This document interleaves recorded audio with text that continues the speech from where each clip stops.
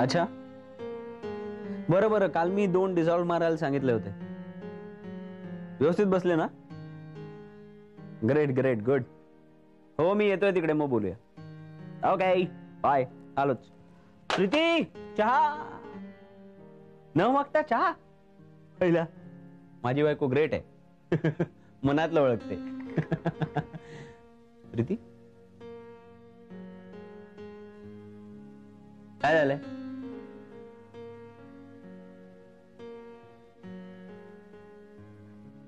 हा हा हा, चहा मस्त, फर्स्ट क्लास.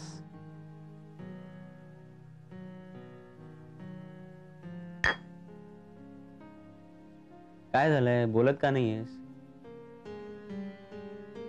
मौन व्रत वगैरे आहे की काय तुझं? हा?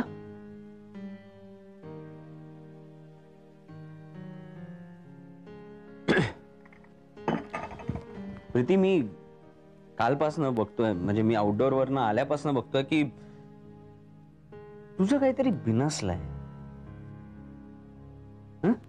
काय प्रॉब्लेम आहे सांग? हे बघ, असं लहान मुलासारखं रुसून फुगून नाही बसायचं. Come on, grow up grow up. जे काय असेल ना ते असं तोंडावर बोलायचं. चल निघ. काय झालंय? काही नाही. मग बोलत का नाहीयेस? काय बोलू? या, आता हे पण मीच सांगायचं? कम ऑन प्रीती, मी आधी आउटडोअर वरून यायचो तर तुझे 1000 प्रश्न असायचे. आउटडोअर कसं झालं, कुठल्या रूम मध्ये उतरला होता, त्या रूम मध्ये व्यवस्था व्यवस्थित होती की नाही, मला फोन का नाही केला, फलाना फलाना. यावेळेस तुला मला एकही प्रश्न विचारायचा नाहीये का? कारण मला सगळं कळलंय. काय कळलंय? काल मी पेपर वाचला, त्यात तुमच्या भानामतीच्या आउटडोअरचं सर्व काही छापून आलंय.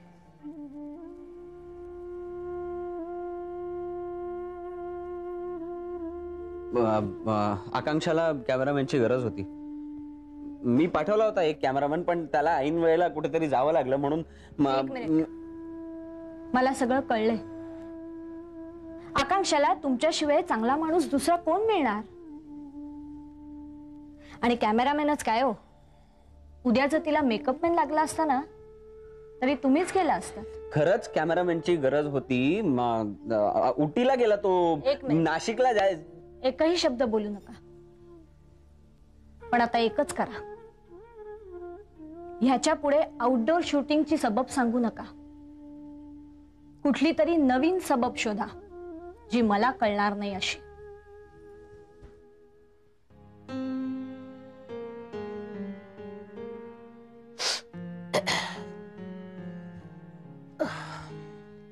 अक्षता, तू घरातच आहेस ना? हो. मी जरा कोपऱ्यात जाऊन भाजी घेऊन येते. घरातली भाजी सगळी संपली. हो. ए आजी, हो अगं 5 वाजत आले. मग माझी चहाची वेळ. कर्म माझं. तू म्हणजे ना आखाड सासू आहे सगळी माझी. मग 10वीत चांगले मार्क मिळायला हवेत ना? हो ग बाई. मग मी सगळ्यांना सांगेन, माझ्या आजीने माझं टाइम टेबल सांभाळलं म्हणून मला हे यश मिळालं. तू त्या टाइम टेबलचा व्याप माझ्या मागे लावून दिलायस ना, त्याला काही तोड नाही. हा आजी, मी सांगायला विसरले. काय? त्या टाइम टेबल मध्ये मी एक गोष्ट ऍड केली आहे. खाण्याची नाही ना? नाही ग बाई, मी आता असं ठरवलंय काय की नाटक, सिनेमा आणि टीव्ही हे सगळं बंद. का? ते का? अगं माझी फायनल एक्झाम जवळ आली आहे ना. हा मात्र फायनल एक्झाम संपली की नाटक, सिनेमा आणि टीव्ही पुन्हा सुरू. हो ना, बरं झालं बाई. मला वाटतं कायमचं बंद करतेस की काय? कायमचं कसं करीन? हा बंद फक्त परीक्षा संपेपर्यंत. बरं झालं बाई. पण अक्षता, मी काय म्हणते, काय? तुझ्या या बंद मध्ये आणखीन एक बंद घालून टाक. कुठला? फोन. मैत्रिणींना फोन करतेस, मग तासनतास बोलत बसतेस, ते फोन बंद कर. कर नाही, करणारच आहे. मी सगळ्या मैत्रिणींना सांगितलंय की आता परीक्षा संपेपर्यंत मला कोणीही फोन करायचे नाही. हा फक्त काही डिफिकल्टीज असतील तर करू शकता, गप्पा मारायला नाही. धन्य आहे तुझी. अगदी आईच्या वळणावर गेलीस. तिचंही असंच ठरवलं म्हणजे ठरवलं. पण शेंडी तुटो की पारंबी तुटो, त्याच्यात बदल म्हणून नाही. मग वाटलं काय तुला? पण अक्षता, समजा बंटीचा फोन आला तर त्याला काय सांगायचं? त्यालाही हेच सांगायचं की अक्षता अभ्यास करते, ती फोन घेणार नाही. बर अक्षदा, मी असं करते, भाजी घेऊन येते आणि मग तुला खायला करून देते. चालेल. ए आजी, हा. आज काय आता? मंगळवार ना? हो, म्हणजे चहा बरोबर गोडाचा शिरा. करते करते. हा, लवकर जाऊन हो ये. येते. आजी आजी, आता काय इकडे नाही, गंमत सांग. काय? इकडे इकडे. काय ए वेडाबाई. लवकर ये. हो आले.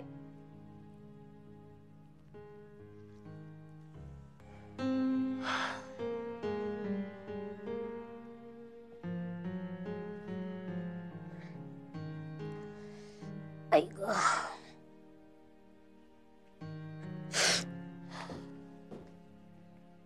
हे काय आजी, अजून झोपली नाहीस? नाही. कुठे होतीस तू इतका वेळ? अगं मी नलवत्या बरोबर शॉपिंगला गेले होते. नलू आत्या? अगं असं काय करतेस? मोहनची आत्या. हा हा, माझ्या लक्षातच नाही आलं एकदम. त्यांचं काय? त्यांच्या बरोबर शॉपिंगला गेले होते. मग तिकडून आम्ही घरी गेलो. त्या म्हणाला जेवूनच जा. मी नकोच म्हणत होते, पण त्यांनी इतका आग्रह केला, ऐकेच ना. मग जेवून आले. एकाच भेटीत तू त्यांना जिंकून घेतलेली दिसतेस. आजी, अगं त्या आहेतच तशा. म्हणजे अगदी तुझ्यासारख्या आहेत. प्रेमळ, बडबड्या, अगत्यशील. हा, आता तुझ्यापेक्षा जरा जास्त तरुण आणि मॉडर्न आहेत त्या.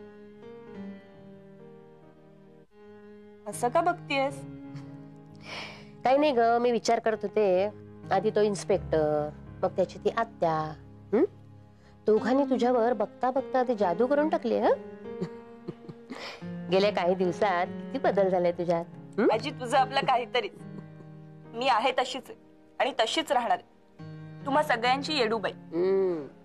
अगं म्हणूनच तर काळजी वाटते ना जास्त. काय माहितीये का, नवीन नवीन गोष्टीची भुरळ पडते तुला, त्यात वाहून जातेस तू. कसं व्हायचं तुझं? आजी तू पण ना, सगळं काही छान चाललंय आणि छानच होणार. तू उगीच काळजी करत असते. बर जाऊ दे. अरे हो, तुला सांगायचीच विसरले मी. काय ग? निशांचा फोन आला होता. निशांचा? काय म्हणत होता? नाही म्हणत काही नव्हता, पण 4-5 वेळा त्याचा फोन आला. त्यार्थी काहीतरी त्याचं महत्वाचं काम असणार. निशांचं आणि माझ्या बरोबर काय महत्वाचं काम असणार आहे? आता ते तू त्याला फोन करून विचार ना. बर, सकाळी फोन कर. आता जाम कंटाळा आलाय मला. चेंज करते आणि झोपते. चल, गुड नाईट.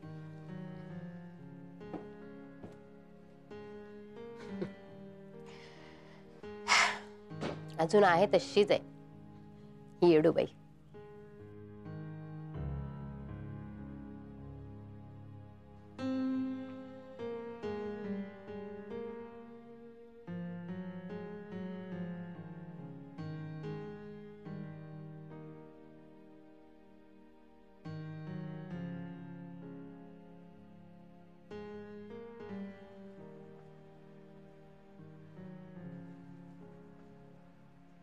काय रे निशा, झोप येत नाही? कसलं एवढं टेन्शन आलंय तुला?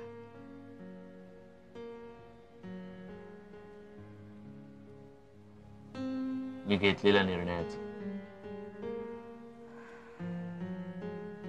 आई अगं, मला अजूनही कळत नाहीये की मी घेतलेला निर्णय बरोबर आहे की चूक. शांत, अरे होतं असं. प्रत्येकाच्या आयुष्यात ना एक कठोर निर्णय घेण्याची वेळ येते आणि मग हो किंवा नाही काहीही निर्णय घेतला तरी गोंधळून जायला होतं.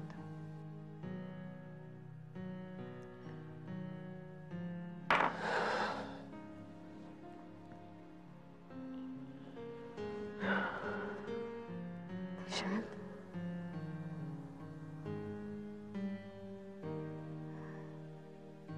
रिलॅक्स निशांत,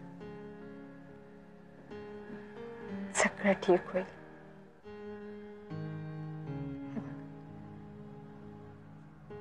रेश्मा खूप छान मुलगी आहे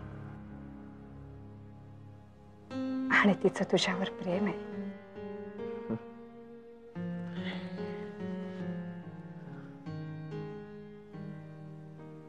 कोणास ठाऊक. म्हणजे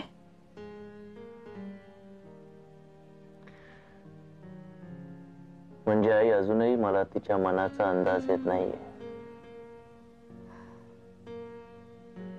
अरे तू इतकी वर्ष तिला ओळखतोस तरी तरीही कारण आई या बिझनेस करणाऱ्यांची गणितच वेगळी असतात. त्यांचा रंग वेगळाच असतो. बरोबर आहे. पण निशांत, तुला एक सांगू, हे बघ, रेश्मा आधी एक स्त्री आहे आणि मग बिझनेस वुमन. तू तिला आवडतोस ना, तो अरविंद महाजन यांचा मुलगा म्हणून नाही, तर निशांत महाजन म्हणून एक स्वतंत्र व्यक्तिमत्व.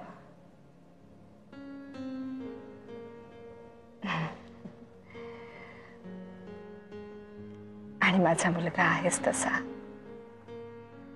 कुणीही प्रेमात पडावं असा.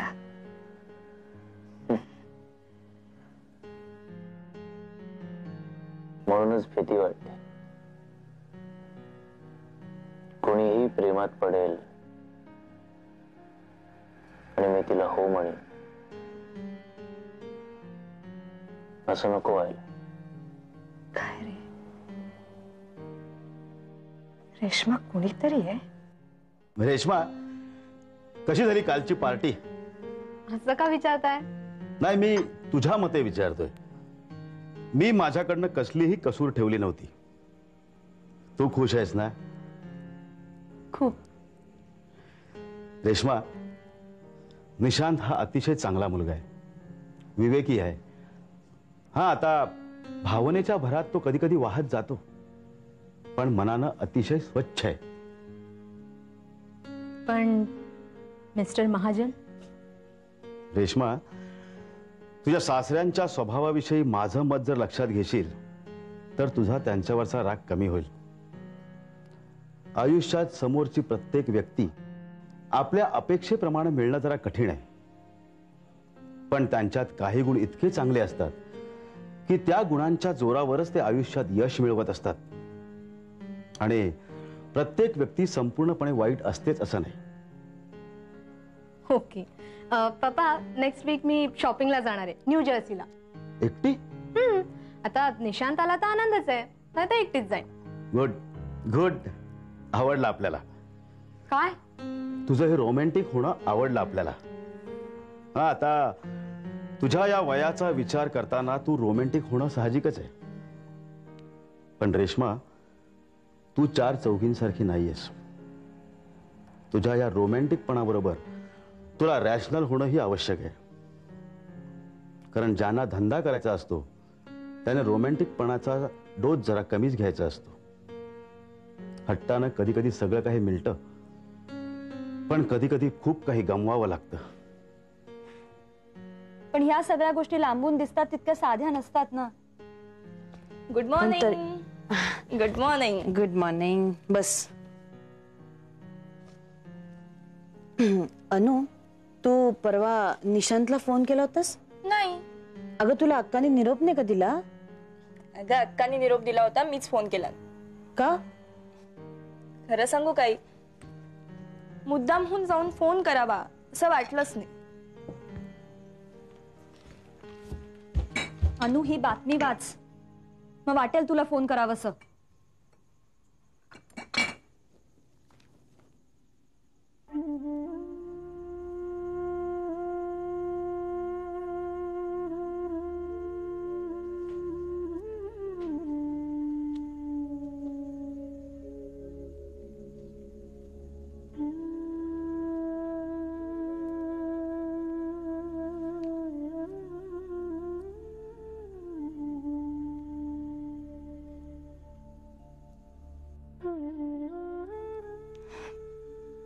चला, एकदाचा निर्णय घेतला, आता फोन करायलाच हवा.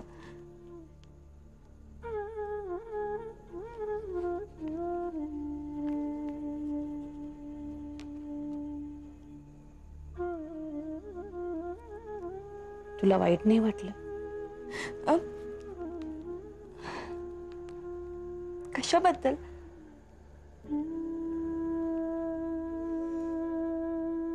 एकेकाळी तुम्ही म्हणजे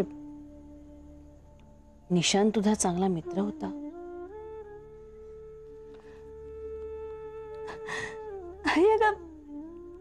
एकेकाळी काय? निशांत आजही माझा चांगला मित्रच आहे की.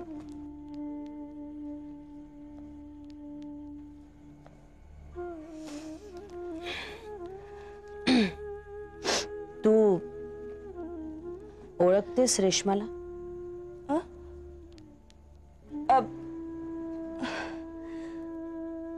हो, म्हणजे अधूनमधून भेटतो आम्ही. खूप खूप छान गप्पाही होतात आमच्या. कशी आहे रेश्मा? छान आहे, खरंच खूप छान आहे गती. आणि तिचं निशांतवर खूप प्रेम आहे. आणि तुझं?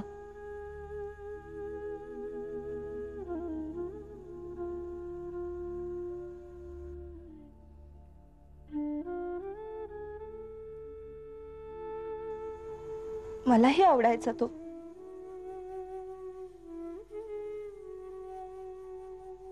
त्याचा निगर्वी स्वभाव, त्याचं ते दिलखुलास हसणं मलाही आवडायचं. पण कुठलाच निर्णय न घेता त्याला असं धाटकळत ठेवणं मलाच पसंत नव्हतं.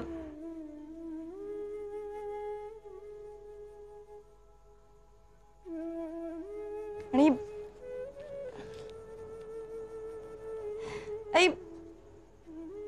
झालं ते छान झालं.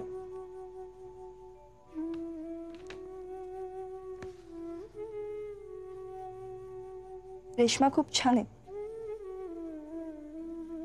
खूप छान दिसेल त्यांचा जोडा.